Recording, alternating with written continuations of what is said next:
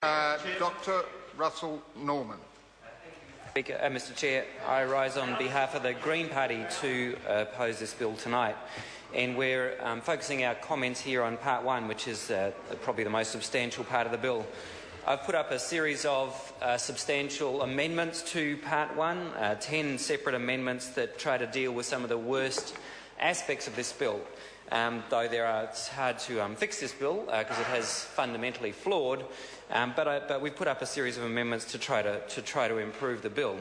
The first amendment that I want to talk about is the amendment under Supplementary Order Paper 316, which is about including metadata in the definition of communications.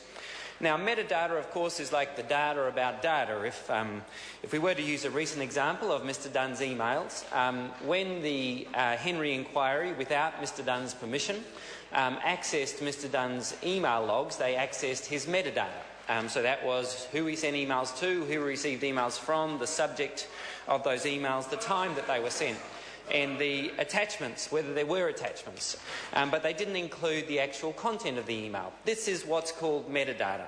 Now, there are those who argue from the government side that the definition of communication includes metadata, but I think that that isn't really very clear. And so what we've suggested in this amendment using Supplementary Order Paper 316 is to make sure that metadata is included in the definition of communication. I think the recent experience is relevant to this amendment, the recent experience of the Dunn-Vance emails. The reason why it's relevant, Mr Chair, to this amendment is that in the mind of the government, in the mind of the Prime Minister's Department and the Department of Prime Minister and Cabinet, when they were considering the Henry inquiry, they themselves draw a distinction between Mr Dunn's metadata and the content of Mr Dunn's emails. And so they thought they needed further authorisations in order to read the content of Mr Dunn's emails than they did to read the metadata around them. So even though the government at times has argued that metadata and data are treated the same by this piece of legislation, in practice, when it came down to applying some kind of principles, whatever principles Mr Henry had in mind when he conducted his rather unusual inquiry, when it came down to applying the principles in practice, what we saw is that the Prime Minister's office and the inquiry established by the Prime Minister clearly differentiated between Mr Dunn's metadata, which they did not seek his consent to access, they just stole it from his email accounts, and the content of Mr Dunn's emails. So when we come to consider this bill, what is clear, I think, is that we do need to establish right up front that the definition of communication needs to include metadata, because we've seen from the practice of this government just in recent weeks that this government believes it has access to all our metadata and it doesn't need to ask us. It can go into my email account or anyone else's email account and steal our metadata, who we've emailed, who we haven't, because that's what they believe, that's what the Prime Minister believes, it's his right. It's his right to steal our metadata if he's running some inquiry into some security breach.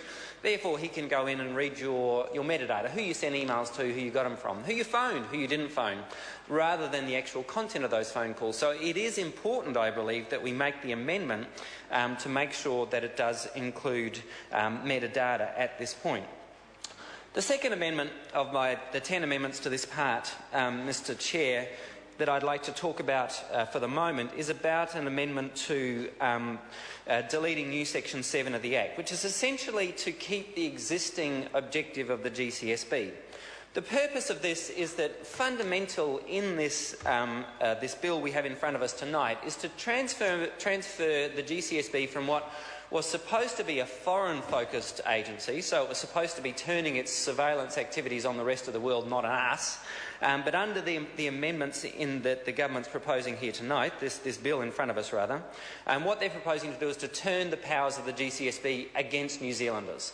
And that's what the significance is of the new Part 8A and 8C, is that basically this agency, with all these powers to intrude into our lives and to read our emails and listen to our phone calls and track our movements, this agency can now be used against New Zealanders, whereas previously, when it was established under the 2003 Act, it was very clear clear that it could only be used against offshore interests and people from overseas. And Section 14 of the existing 2003 Act was very clear that it couldn't be targeted at New Zealanders. Now, unfortunately, of course, what we saw is that the GCSB did target New Zealanders in over 80 examples, even though it had no lawful authority to do so, so it broke the law and illegally targeted. Mr. Chair? Dr. Russell Norman. Illegally targeted New Zealanders. And then, so what it's done is it says, OK, so we broke the law, so we're going to change the law so we can keep doing what we were doing before, even though it was unlawful under the old Act. No one gets prosecuted. It's a great agency. I mean, the rest of us, if we went and broke the law, you'd think someone might be prosecuted, but the GCSB gets rewarded. They change the Act to suit the GCSB so that they can spy on us. So what I'm proposing in my Amendment 317 is Supplementary Order Paper 317 is that we keep the existing objective of the GCSB, that is, it is externally focused. It's not meant to be spying on us. It was never designed to spy on us. The whole idea of the GCSB was that it was externally focused and it wasn't about that. So we think that that's an important change to make. The third amendment I'd like to talk about to try and improve this very flawed legislation is the amendment around Clause 6, and this is Supplementary Order Paper 314.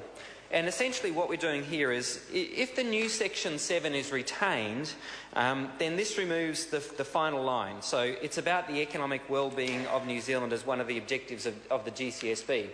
The problem is that if we say one of the objectives of the GCSB is about the economic well-being of New Zealand, and we give the GCSB the power to target us with their surveillance and their attacks on our privacy and our freedom, then they now have a very broad scope. There are all sorts of things that we would do that might threaten the economic well-being of New Zealand. For example, if I were to mention that half of the rivers in New Zealand are polluted, this could well be seen as threatening the economic well-being of New Zealand. And in a certain sense, I can understand that argument. Doesn't mean that I shouldn't say it. It's true, and it's important that we campaign to clean up our rivers. But in light of recent events, clearly, by me drawing attention to the fact that we have very polluted rivers in New Zealand, some, particularly in the GCSB, who are very keen on targeting people like me, they would say, well, you're threatening the economic well-being of New Zealand. So what we're trying to do is say, OK, you shouldn't have that ability. That shouldn't be a rationale to attack us by threatening the economic well-being of New Zealand. We want to keep you externally focused, not coming after us. The fourth amendment, Mr. Chair, in this slot that I'd like to talk about is about trying to restrict the ability for intelligence to be shared with any person or office holder. This is my Supplementary Order Paper 315. This amendment removes the ability for the GCSB to report information and provide intelligence gathered to, quote, any person or office holder, whether that's New Zealand or overseas, authorised by the Minister. This is a very important amendment in light of the Snowden revelations. What we discovered from the Snowden revelations is that the GCSB, presumably, as the agency, is providing vast amounts of data to the NSA. So in the information that's been revealed by Snowden, we now know that New Zealand is one of the sources of all the data that's being provided to the NSA about internet traffic, phone mail, phone traffic and all the rest of it, and presumably the GCSB is providing that information to the NSA, largely coming out of Waihopai. So what we're trying to do here in this amendment is go, OK, even if you do gather this information, all this data about all the information that's passing through New Zealand, we're trying to restrict the ability of the GCSB to pass it to its American masters. So if the NSA says, we want all this information, which obviously they do if Snowden's right, if the leaks from Snowden are right, and there's no reason to think that they aren't because they've been verified by the US government in all cases where we could verify them, then what the GCSB is doing is intercepting all of this data out of New Zealand, and we don't exactly know how, and passing it offshore. So what we're trying to do with the amendment around 315 is to restrict the ability of the GCSB to pass that information offshore to any person or office holder, whether New Zealand or overseas, authorised by the Minister. So to try to prevent the Minister going, oh, well, the American agencies say that they want all the data that's coming down off the satellites and passed through Waihopai. We're going to pass all that data to them. We're saying, no, we don't want you to become a spy for one of the global kind of grid, the spying grid that the United States has established now at a global level to monitor all internet-based traffic, all of the emails that are passing around the world through the internet system. We don't want the GCSB to be performing that function.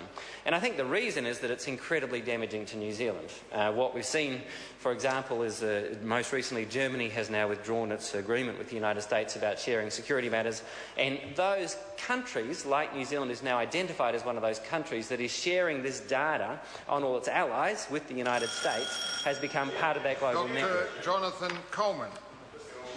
We have just had two appalling speeches, one from a